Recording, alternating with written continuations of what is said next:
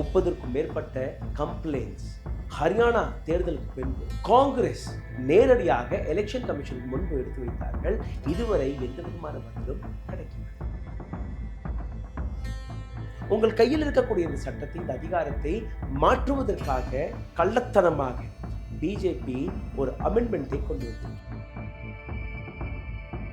நீங்க எவ்வளோ சந்தேகம் பட்டாலும், எவ்வளோ இவிஎம் மீது கேள்வி எழுப்பினாலும், விவிபேட்டை பற்றி கேள்வி எழுப்பினாலும், அங்கே கள்ள ஓட்டு போடப்பட்டது, இங்கே கள்ள ஓட்டு போடப்பட்டது, மிஷினே மாற்றி விட்டார்கள் என்று எந்த விதமான தகவல் நீங்க கொடுத்தாலும் தேர்தல் ஆணையம் அதற்கான பதில் கொடுக்காமல் மறுக்கிறார். சிசிடிவி ஃபுட்டேஜ் மிக முக்கியம். அந்த சிசிடிவி ஃபுட்டேஜ் கூட இதற்கு மேலே கேண்டிடேட்டுக்கு நேரடியாக கிடைக்கும். இது எல்லாமே அவைலபிளாக இருந்த விஷயங்கள் எல்லாத்தையுமே மாற்றிவிட்டார்கள் இந்த புதிய அமெண்ட்மெண்ட்.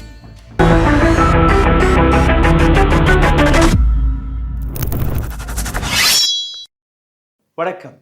லோக்சபா தேர்தலாக இருக்கட்டும் அல்ல அசம்பிளி எலெக்ஷன்ஸ்களாக இருக்கட்டும், மகாராஷ்டிரா, ஜார்க்கண்ட், ஹரியானா இங்கிருந்து வெளிவந்த ரிசல்ட்களாக இருக்கட்டும் அல்ல அடுத்த வருடம் வரக்கூடிய டெல்லி எலெக்ஷன், பீகார் எலெக்ஷன், இதில் பிஜேபி வெற்றி பெறாதா, இங்கே தில்லுமுள்ளு நடக்காதா, இங்கே எந்த விதமான தவறுகளும் நடக்காமல் ஒரு டிரான்ஸ்பரண்ட் முறையில் வெளிப்படைத்தன்மையுடன் எலெக்ஷன் இந்தியாவில் நடக்குமா என்கிற கேள்வி.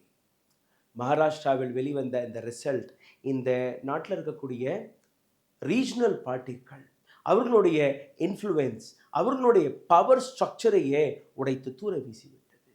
ஹரியானாவிலிருந்து வெளிவந்த எலெக்ஷன் ரிசல்ட் இந்த நாட்டு மக்களுடைய எதிர்பார்ப்பு எதிராக இருந்தது.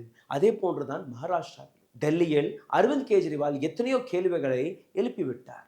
எப்படி பிஜேபி ஓட்டர்ஸ்களுடைய பெயரை அழித்து வருகிறார் என்று. இது முதல் முறை கிடையாது. எலெக்ஷன் கமிஷன் ஆஃப் இந்தியா எத்தனையோ முறை இதே போன்ற ஸ்க்ரூட்டனைஸ்ட் கேள்விகளுக்கு முன்பு எந்த விதமான பதிலையும் கொடுக்காமல் நிற்கிறது. 30க்கும் மேற்பட்ட கம்ப்ளைண்ட்ஸ். ஹரியானா தேர்தலுக்கு பின்பு காங்கிரஸ் நேரடியாக எலெக்ஷன் கமிஷனுக்கு முன்பு எடுத்து வைத்தார்கள். இதுவரை எந்த விதமான பதிலும் கிடைக்கவில்லை. அதே போன்ற எத்தனையோ கேள்விகள் மகாராஷ்டிரா எலெக்ஷனிலும் எழும்பியது. எந்த விதமான பதிலும் கிடையாது. தமிழ்நாட்டு எலெக்ஷன் எடுத்துக்கொள்ளுங்கள். இங்கே வெற்றி பெற்ற பிஜேபியினர்கள் ரொம்பவே மார்ஜினலான அந்த ஓட்டு வித்தியாசத்தில் வெற்றி பெற்றார்கள். அதுவும் ஒரு கம்ப்ளைண்டாக மாறியது. அதற்கும் எந்த விதமான பதிலும் கிடைக்கவில்லை. ஆனால் இது போன்ற பதில் எத்தனை நாட்களுக்கு தான் நீங்களும் கேட்பீர்கள், நாங்களும் கொடுத்து கொண்டிருப்போம் என்கிற அந்த கணக்கை போட்டிருக்கிறார்கள். இன்னும் எத்தனை நாட்கள் தான் நீங்கள் இவிஎம் மீது கேள்வி எழுப்பீர்கள்? ஏதோ ஒரு நாள் நீங்கள் போராட்டத்தில் இறங்குவீர்கள். அந்த இவிஎம் பற்றி நீங்கள் தகவல் கேட்க முன்வருவீர்கள். எங்களால் பதில் கொடுக்காமல் இருக்கவும் முடியாது. ஏன்னா சட்டம் அப்படி இருக்கு. அதனால என்ன செய்கிறது? இந்த சட்டத்தையே பிரட்டி போட்டு விடலாம். உங்கள் கையில் இருக்கக்கூடிய இந்த சட்டத்தை, இந்த அதிகாரத்தை மாற்றுவதற்காக கள்ளத்தனமாக பிஜேபி ஒரு அமெண்ட்மெண்ட்டை கொண்டு வந்திருக்கிறார்கள். இந்த அமெண்ட்மெண்ட் சட்டமாகவும் மாறிவிட்டது. எலெக்ஷன் லாஸ் இன் டீட்டெயில் இதற்கு மேல் நீங்கள் பார்க்க போகிறீர்கள். ஃபார்ம் 20 அண்ட் ஃபார்ம் 17 இந்த மாற்றங்களை கொண்டு வந்திருக்கிறார்கள். என்ன இந்த மாற்றம்? இதற்கு முன்பு நீங்கள் பார்த்தீர்கள்னா, தேர்தலில் நடக்கக்கூடிய எந்த விதமான தவறாக இருந்தாலும் அதை யார் வேணாலும், நீங்களோ நானோ அல்ல அந்த கேண்டிடேட்ஸ்களோ யாராக இருந்தாலும் அதை பற்றின கேள்விகளை ஆர்டிஐ வழியாக, அதாவது தகவல் அறியும் சட்டத்திற்கு கீழே நீங்கள் கேட்டு தெரிஞ்சு கொள்ளலாம். எலெக்ஷன் கமிஷன் ஆஃப் இந்தியா அதற்கான பதிலை கொடுக்க கடமைப்பட்டுள்ளது. ஆனால் இது எதுவுமே செய்வதில்லை. நீங்கள் எத்தனை கேள்வி கேட்டாலுமே எந்த விதமான பதிலும் எலெக்ஷன் கமிஷன் ஆஃப் இந்தியா கொடுப்பதில்லை. அதை மறுத்து விட்டார்கள். இப்போ இந்த புதிய அமெண்ட்மெண்ட்ஸ்க்கு பின்பு என்ன நடந்திருக்கு? These documents will only be made available upon special request. இப்போ எலெக்ஷன் கமிஷன் ஆஃப் இந்தியாவிற்கு முன்பு நீங்கள் ஒரு கடிதம் எழுதணும். ஐயா, தயவு செய்து இந்த டீட்டெயிலை கொடுத்து விடுங்க. எலெக்ஷன் கமிஷன் ஆஃப் இந்தியா தான் முடிவெடுக்கும் உங்களுக்கு இந்த தகவலை கொடுக்கிறதா இல்லையா, தகவல் கொடுப்பது சரியாக இருக்குமா இல்லையா, இங்கே கடுபடி நடந்ததா இல்லையா, அந்த முடிவு தேர்தல் ஆணையம். சரி, நீங்கள் கோர்ட்டுக்கு போவீங்க, சுப்ரீம் கோர்ட்டுக்கு போவீங்க, ஹை கோர்ட்டுக்கு போவீங்க.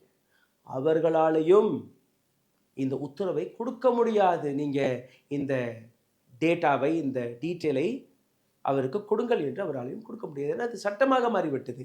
தேர்தல் ஆணையம் இதற்கு மேலே எந்த விதமான இன்ஃபர்மேஷனையும் கொடுக்க கட்டாயப்படவில்லை. சரி, இதற்கான இம்பேக்ட் என்னவாக இருக்கும் அதுவும் நீங்கள் பாருங்கள். Limits citizens access to critical data about election process and the result.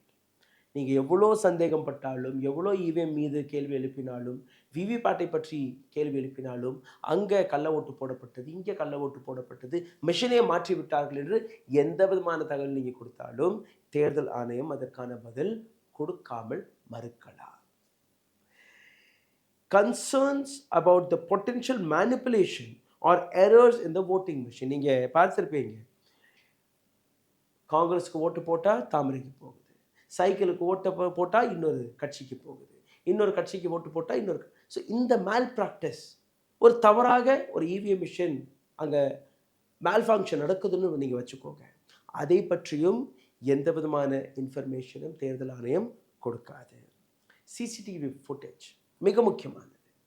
அந்த சிசிடிவி ஃபுட்டேஜ் கூட இதற்கு மேலே கேண்டிடேட்டருக்கு நேரடியாக கிடைக்குது. இது எல்லாமே அவைலபிளாக இருந்த விஷயங்கள் எல்லாத்தையுமே மாற்றிவிட்டார்கள் இந்த புதிய அமெண்ட்மெண்ட்ஸ் வழியாக.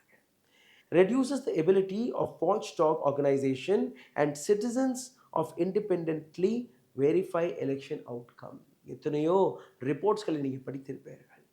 இந்த மாதிரி இந்த எலெக்ஷனில் இது எல்லாம் தவறுகள் நடந்தது, இந்த அளவில் ஓட் பர்சன்டேஜ் போடப்பட்டதுன்னு நீங்கள் கூறினீங்க, அடுத்த நாள் காலையில் 8%, 10%, இப்போ சமீபத்தில் வெளிவந்த ரிப்போர்ட் படி பார்த்தீர்களா 30% வரை ஒரு தேர்தல் ப்ராசஸில் அந்த தவறான முடிவுகள் வெளிவந்தது. இது போன்ற பல்வேறு விஷயங்கள் அவர்கள் கையில் இந்த டேட்டா போனால் மட்டும்தான் அதை அனலைஸ் செய்ய முடியும். அதுவும் செய்ய மாட்டார்கள்.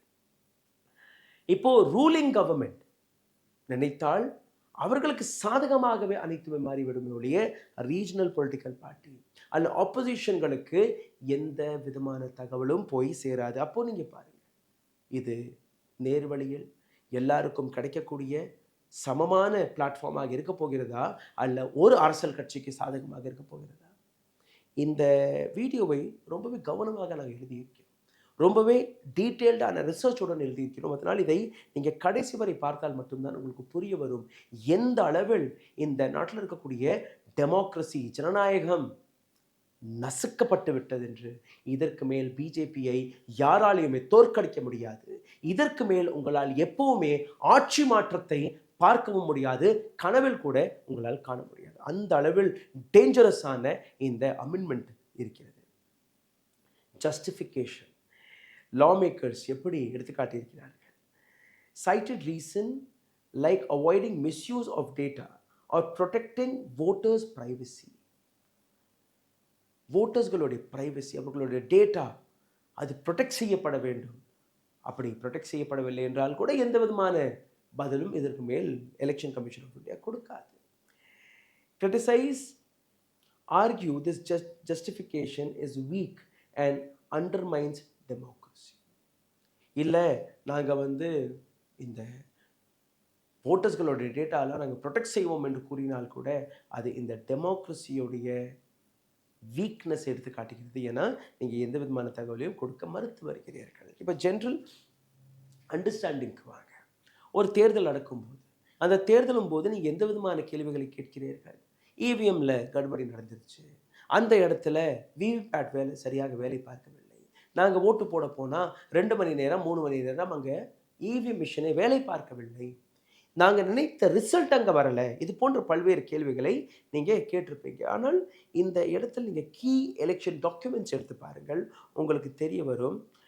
EVM data restricted public access to election document. மக்கள் அந்த டேட்டாவை ஆக்சஸ் செய்யவே முடியாது, அந்த அளவில் இது இருக்கிறது. இந்த ரீசெண்ட் அமெண்ட்மெண்ட் எந்த அளவில் கிரிட்டிக்கல் எலெக்ஷன் டாக்குமெண்ட்டாக மாறுகிறது அதையும் நீங்கள் பாருங்கள். Impact on the election documents. The election commission is no longer required to release election documents publicly unless specifically requested. எந்த விதமான தகவலையும் பப்ளிக்கு முன்பு எடுத்து வைக்க தேவையே கிடையாது. நீங்கள் கேட்டால் கூட அவர்கள் தான் முடிவெடுப்பார்கள். ஏற்கனவே அந்த அமெண்ட்மெண்ட் நான் உங்களுக்கு எடுத்து காட்டினேன். இப்போது இந்த ஒட்டுமொத்த விஷயத்தில் நீங்கள் பார்த்தீங்கன்னா போன தேர்தலும் போது நடந்த ஒரு சில தில்லுமுள்ளுக்களையும் நீங்கள் பார்க்கணும். எப்படி பிஜேபி மேல் ப்ராக்டிஸ் செய்கிறது, எப்படி பிஜேபி பொலிட்டிக்கல் டைனமிக்ஸை மாற்றி வருகிறது என்று. பொலிட்டிக்கல் டைனமிக்ஸ் ரொம்பவே முக்கியம் ஒரு நாட்டிற்காக. மகாராஷ்டிரா போலை பற்றி நான் உங்களுக்கு எடுத்து காட்டினேன். பீகாரில் நடந்த எலெக்ஷனை நீங்கள் பார்த்தீர்கள்னா, பிஜேபி எந்த அளவில் பீகாரில் வீக்காக இருந்ததோ அப்போ கூட அங்கே 2020ஆம் ஆண்டு எப்படி தேர்தலில் வெற்றி பெற்றார்கள், இந்தியா எப்படி ஒன்றிணைந்ததோ, அதாவது இந்தியா அலையன்ஸ் எப்படி ஒன்றிணைந்ததோ, அவர்களுடைய லிமிட்டேஷனை எப்படி இவர்கள் முடக்கினார்கள், காங்கிரஸோடைய அந்த அக்கௌண்ட்ஸ்களை முடக்கி அவர்களை செலவு செய்ய முடியாமல் அந்த வேலையை பார்த்தார்கள். இது எல்லாமே நடந்தது. இந்த இடத்துல நீங்கள் பார்த்தீர்கள்னா கரப்ஷன் எவ்வளோ பெரிய விஷயமாக இருக்கிறது. கரப்ஷனும் போது விஜய் மால்யா, நீரவ் மோடி இது போன்ற நபர்களுடைய இன்வால்மெண்ட், அவர்கள் எடுத்து சென்ற பணம் என்னானது, இது போன்ற பல்வேறு விஷயங்களை நீங்கள் புரிந்து கொள்ள வேண்டும். உதாரணத்திற்கு நான் உங்களுக்கு எடுத்து காட்டுகிறேன். 2018ஆம் ஆண்டு நடந்த அப்பாயின்மெண்ட், எலெக்ஷன் கமிஷனர்ஸோடைய அப்பாயின்மெண்ட், அது தவறாக இருந்தது. இப்போ தேர்தல் ஆணையரை தேர்வு செய்வதற்காக சுப்ரீம் கோர்ட் வெளிவிட்ட முடிவு என்ன? Prime minister, leader of opposition and chief justice of India. ஆனால் கடைசியில் என்ன ஒரு லைன் எடுத்துக்கிறாருன்னா, இது உங்களுக்கு ஏற்றுக்கொள்ள முடியவில்லை என்றால் பார்லிமெண்ட்டில் நீங்கள் இதற்கான திருத்தத்தை கொண்டு வரலாம். அடுத்த நாளே பார்லிமெண்ட் அமர்ந்து பிரைம் மினிஸ்டரால் தேர்வு செய்யப்பட்ட இன்னொரு மினிஸ்டர், அப்புறம் ஆப்போசிஷன் லீடர். ஸோ எப்பவுமே ஆளும் கட்சிக்கு சாதகமாக தான் ஒரு தேர்தல் ஆணையர் வருவாளே ஒழிய ஆளும் கட்சிக்கு எதிராக இதற்கு மேல் வரமாட்டார். 2:1 ரேஷியோ. இப்போ இன்னொரு சில விஷயங்களை நான் உங்களுக்கு எடுத்து காட்டுகிறேன். இந்த அமெண்ட்மெண்ட்டை நீங்கள் பார்த்தீர்களா, எலெக்ஷன் கமிஷன் ஆஃப் இந்தியாவோட அமெண்ட்மெண்ட்டை. இதற்கு முன்பு 48 மணி நேரத்திற்குள் அந்த கவுண்டிங்கான ரியல் டைம் அனாலிசிஸ் பொலிட்டிக்கல் பார்ட்டிக்கு முன்பு எடுத்து வைப்பார்கள். 48 மணி நேரத்திற்குள் தேர்தலில் எவ்வளோ பர்சன்டேஜ் வெளியில் வந்தது, எங்கெல்லாம் ஓட்டு போடப்பட்டது, எல்லாமே. இப்போது 10 நாள் 15 நாட்கள் கழித்தால் கூட அந்த ரிப்போர்ட் வெளிவருவதில்லை. இன்னும் ஒரு சில இடங்களில் பல வாரங்கள் பல மாதங்களுக்கு பின்பு கூட போஸ்ட் அமெண்ட்மெண்ட், இந்த போஸ்ட் அமெண்ட்மெண்ட் பின்பு எந்த விதமான இன்ஃபர்மேஷனும் அவர்கள் கொடுக்க கட்டாயப்பட மாட்டார்கள். இப்போ ஏற்கனவே 10-15 நாள் 48 மணி நேரத்திற்கு பதிலாக 10-15 நாள், இந்த அமெண்ட்மெண்ட்டுக்கு மேலே மாதக்கணக்காக அவர்கள் இழுத்தடிக்கலாம். எந்த விதமான கேள்வியும் கிடையாது. இந்த ஒட்டுமொத்த விஷயத்தில் நீங்கள் பாருங்கள், மகாராஷ்டிரா அங்கே நடந்த ஆட்சி மாற்றம் 2022ஆம் ஆண்டு ஏக்நாத் ஷிண்டே அவர் கையில் அரசாங்கத்தை ஒப்படைத்தார்கள், சிவசேனா ஃபேக்டரி உடைத்து. இந்த தேர்தலும் போது ஆன்டி இன்கம்பன்சி இருந்தது, மக்கள் அவர்களை எதிர்த்தார்கள், அனைத்துமே இருந்தால் கூட எப்படி மகாராஷ்டிரா எலெக்ஷனில் 65% பிஜேபி கையில் போனது, 65% பிஜேபி எப்படி வெற்றி பெற்றது என்கிற அந்த விளக்கத்தை கூட இதுவரை எலெக்ஷன் கமிஷன் ஆஃப் இந்தியாவாலையும் கொடுக்க முடியவில்லை, யாரும் அதற்கான பதிலும் கொடுக்க மறுத்திருக்கிறார்கள். பிஜேபி 60 மியூனிசிபல் எலெக்ஷன்லேருந்து 52 சீட்களை வெற்றி பெற்றது இதே மகாராஷ்டிராவில். பீகாரை எடுத்துக்கொள்ளுங்கள், ஆர்ஜேடி, ஜேடியு, காங்கிரஸ் இவர்களுடைய கோயிலேஷன் கவர்மெண்ட் அங்கே ஃபார்ம் ஆனது 2020. அங்கேயும் நிதிஷ்குமாரை உடைத்து தன் பக்கம் சாய்த்து கொண்டு அங்கே இருக்கக்கூடிய ஆட்சி மாற்றத்தையும் கொண்டு வந்தார்கள். அதற்கு பின்பு 2019ஆம் ஆண்டு எப்படி பிஜேபி ஃபெயில் ஆனது, எப்படி அங்கே இப்போ தேர்தலும் போது எந்த விதமான ஆட்சி மாற்றத்தை நீங்கள் எதிர்பார்த்தால் கூட அங்கேயும் பிஜேபி தான் வரும் என்கிற இந்த அனாலிசிஸ் வெளிவருகிறது. எலக்ட்ரோரல் மேனிப்புலேஷனை கொஞ்சம் பாருங்கள். 2019ஆம் ஆண்டு 43% எலெக்டட் எம்பிஸ் வர் கிரிமினல் பேக்ரவுண்டுடன் இருந்தார்கள். 2014ஆம் ஆண்டு 34%. பிஜேபிக்கு கிடைத்த அந்த ஃபண்டிங் சந்தா 60% political funding between 2016 to 2020 electoral bond வழியாக வெளிவந்தது. இப்போ தான் 2024 லோக்சபா எலெக்ஷனுக்கு சற்று முன்பு எலக்ட்ரோரல் பாண்ட் அதை முடக்கியிருங்க, ஏன்னா இதற்கு மேலே உங்களுக்கு தேவையில்லை, பணம் வந்துருச்சு, மற்ற கட்சிகளை முடக்கி விட்டுட்டோம். இந்த எலக்ட்ரோரல் பாண்ட் வழியாக பிஜேபிக்கு மட்டும்தான் அதிகமான லாபம் போனது, இதற்கு மேல் யாருக்குமே போய்விடக்கூடாது என்கிற அந்த பிடிவாளத்தை பிடித்து அதை நீக்கினார்கள். சரி, இப்போ எக்கனாமிக் கரப்ஷன் அண்ட் பிஸ்னஸ் ஃபிகர்ஸை கொஞ்சம் பார்த்தீர்கள்னா, விஜய் மால்யா 2016 9,000 கோடி ரூபாயை இந்த நாட்டு வங்கிகளிலிருந்து திருடி வெளியே ஓடி போனார். Mehul Choksi and Nirav Modi prime minister மோடியுடன் பயணமெல்லாம் செய்திருக்கிறார்கள். மெஹுல் சோக்சி பிஜேபியோட கேம்பெயின்களில் இவர்களை நாங்கள் கொண்டு வர போகிறோம், இவர்களிடம் இந்த பணத்தை எல்லாம் திரும்ப பெற்று கொடுப்போம், இது போன்ற எந்த வார்த்தையும் உங்களால் கேட்க முடியாது. காரணம், இங்கிருந்து வந்த பணம் ரீயூஸ் ஆகியிருக்கிறது. இதே போன்ற தேர்தல்களில் அங்கிருந்து சந்தா வருது.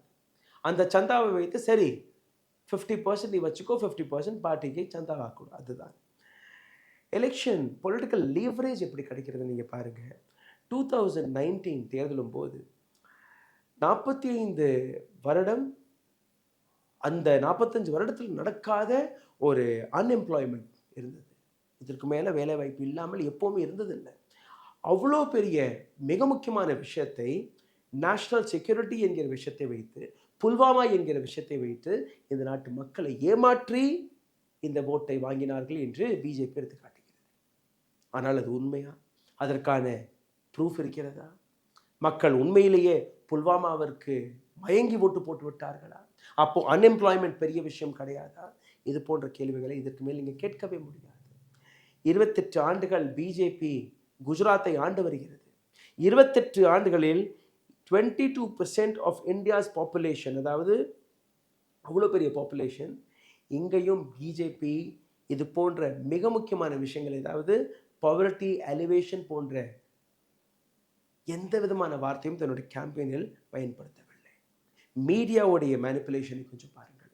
ஃபேஸ்புக் அட்வர்டைஸ்மெண்ட் படி நீங்கள் பார்த்தீர்கள்னா 3.4 கோடி ரூபாய் ஒரு மாதத்திற்கு டார்கெட்டட் அட்வர்டைஸ்மெண்ட் கொடுத்தார்கள். அதற்கு எதிராக காங்கிரஸ் வெறும் 1 கோடி, மற்ற கட்சிகள் எதுவுமே கிடையாது. அப்போது இந்த டேட்டாக்களை நீங்கள் படித்து பார்க்கும்போது இங்கே வந்த அமெண்ட்மெண்ட், வெளியே வந்த டேட்டா, அந்த அமெண்ட்மெண்ட்டில், இதற்கு முன்பு இருந்த அமெண்ட்மெண்ட்டில் ஆர்டிஐ வழியாக இது போன்ற தகவல் எங்களுக்கு கிடைத்தது. இதற்கு மேல் இது போன்ற தகவல் உங்களுக்கு முன்பு வருமா என்று நீங்கள் கேட்டீர்கள்னா அதுக்கு சந்தேகம்தான். ஏன்னா எலெக்ஷன் கமிஷன் ஆஃப் இந்தியா எந்த கேள்விக்கு பதில் கொடுக்கணும், எந்த தகவலுக்கு பதில் கொடுக்கணும், யாருக்கு அந்த பதிலை கொடுக்கணும், எப்போ கொடுக்கணும், கொடுக்கறதா கொடுக்கவில்லையா, இல்லை கொடுக்காமல் அப்படியே முடக்கி விடலாமா என்கிற அனைத்து ப்ரொவிஷனுமே, அனைத்து அதிகாரமுமே இன்னைக்கு தேர்தல் ஆணையத்தின் கையில் போய்விட்டது. தேர்தல் ஆணையர் பிஜேபியால் நியமிக்கக்கூடிய நபர். தேர்தல் ஆணையர் மத்திய அரசாங்கத்திற்கு சாதகமாக இருக்கக்கூடிய நபர். அப்போ இதற்கு மேல் நீங்க கேள்வி கேட்டு அதற்கான பதில் கிடைக்கும் என்று நம்புகிறீர்களா?